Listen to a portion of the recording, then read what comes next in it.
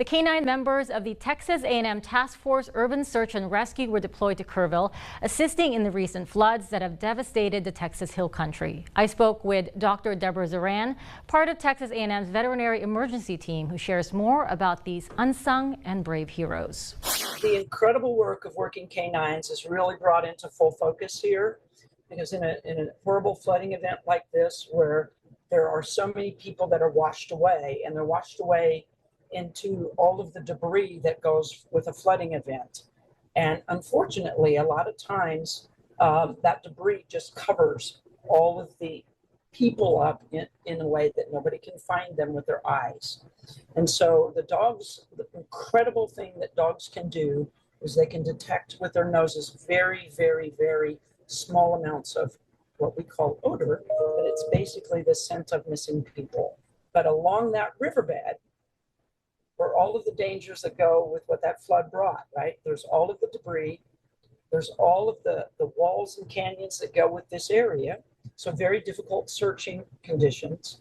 We're starting to heat up, and so there's heat to go along with this.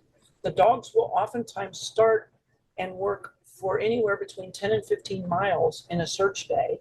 So if you think about that as a human, they're doing a half marathon every day. And you mentioned and touched on it a little bit about how dangerous their job is. How much more can you say about that and what they're doing out there? So there is a lot of muscle work. There is a lot of very difficult, it's not flat ground work, so difficult muscle work. And on top of all of that, we are in Texas. We have snakes, we have porcupines, we have all of the bitey, stingy things that are out here in the hill country in Texas. And for the dogs that are search and rescue dogs, what makes them so special and good at their jobs? Dogs that are search and rescue dogs are, we call it nerve strength. They're fearless. They want to find the scent that they've been taught to find because they get a reward for that, and the reward is a toy. So they have enormous toy drive. They have enormous fearlessness. They're very athletic, so they have to be able to go all day, right? And then last but not least, the drive.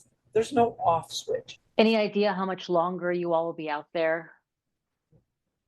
No, not really. I mean, there has been all kinds of conversations and conjecture about, oh, it'll be another 2 or 3 or 4 or whatever weeks. Nobody knows. It truly just is. The work has to be done along the river. The whole area has to be searched.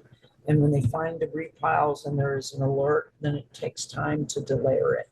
And it's just an incredibly time-consuming process. They are our unsung heroes, so we thank them.